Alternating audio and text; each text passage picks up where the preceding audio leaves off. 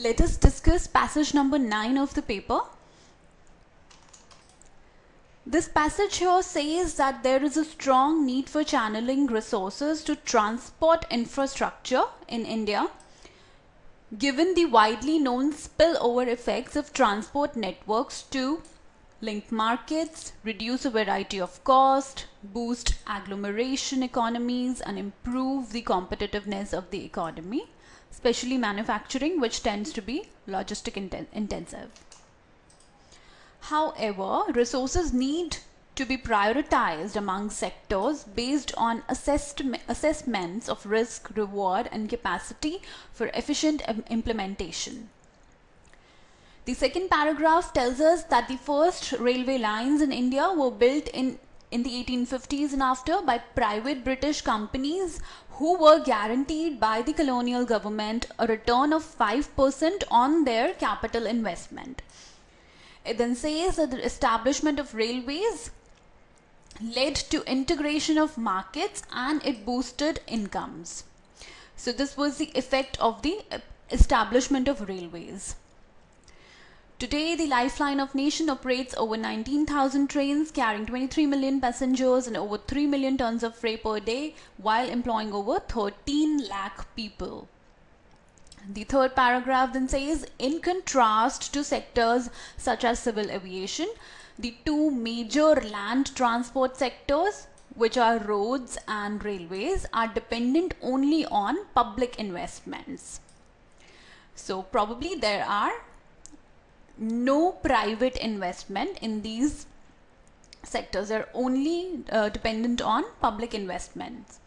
While all public investment in the railways is undertaken by the central government, public investment in the roads is undertaken by central government as well as state governments.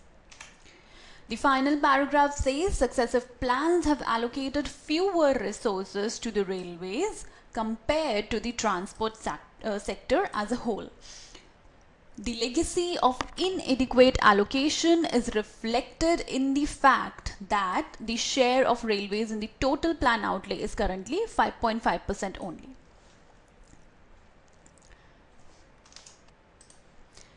It then says that these numbers are low is indicated by a comparison with China. In absolute terms and as a share of GDP, Chinese investment in railways dwarfs that in India.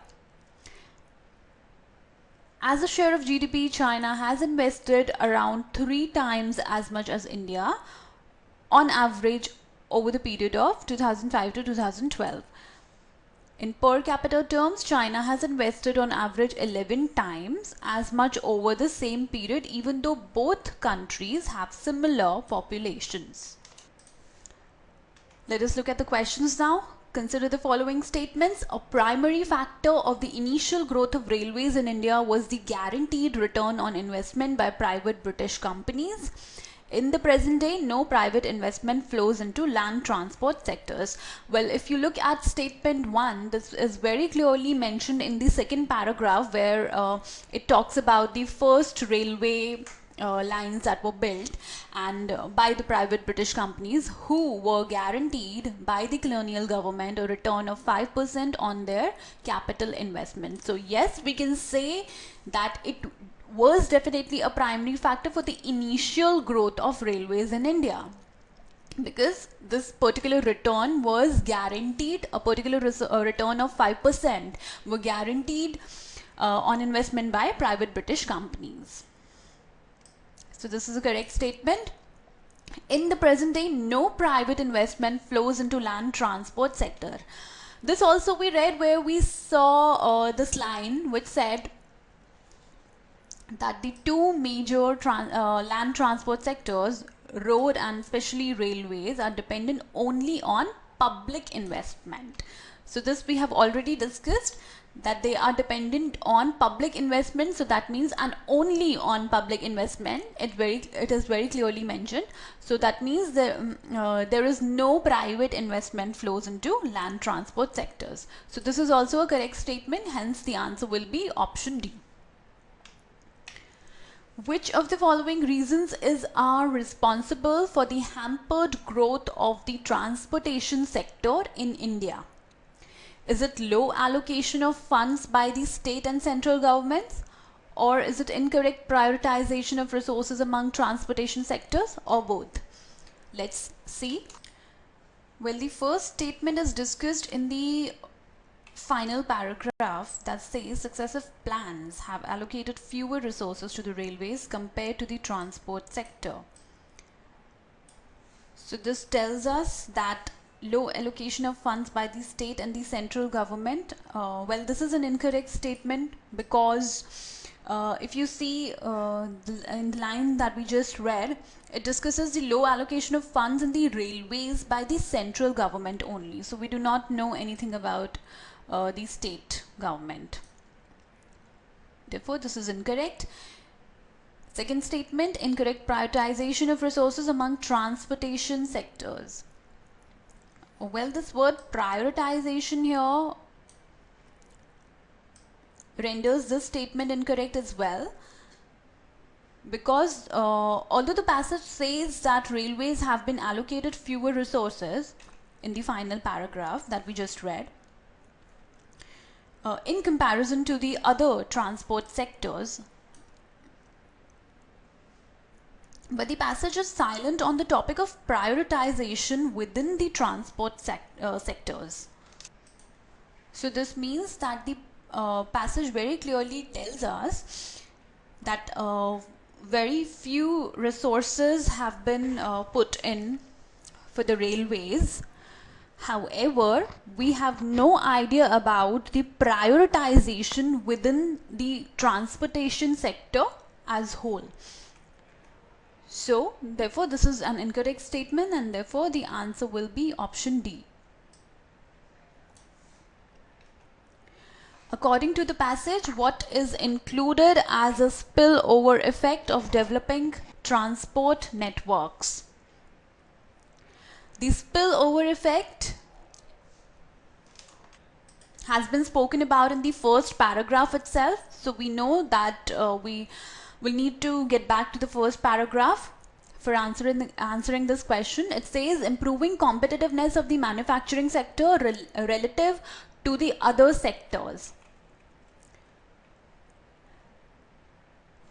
It says widely known spillover effects of transport networks to link markets, reduce variety of cost, boost agglomeration economies, and improve the competitiveness of the economy, especially manufacturing, which tends to be logistic intensive.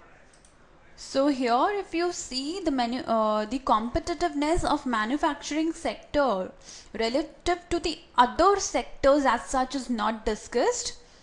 Therefore, we cannot say that the statement is correct. So, one is incorrect, because there is no relation with the other sectors as such. Reducing cost related to the development of railways. This again is an incorrect statement, because this particular paragraph talks about reduction of costs, but we do not know if it is it is nowhere stated that this reduction of cost is related to the development of railways as such.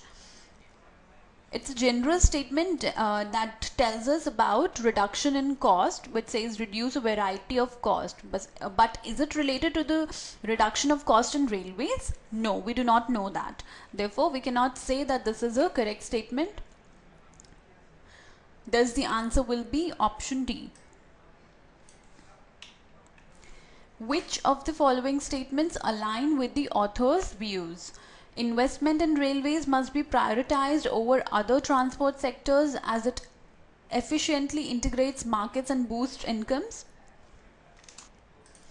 Well, the passage is silent over any kind of prioritization or anything, because it just gives us some detail regarding the resources that have been allocated in railways, and we know that these resources have been very few, but nowhere in the passage it is stated that railways must be prioritized over other transport sectors. Therefore, this is definitely an incorrect statement. India needs to match China's investment in the railways sector. Again, there is no discussion on this, again, this is also the same thing, that the passage only states that investment in railways is low relative to China, but it does not say that India must match it. So this phrase here that it needs to match China's investment makes the statement incorrect. Therefore, the answer will be option D.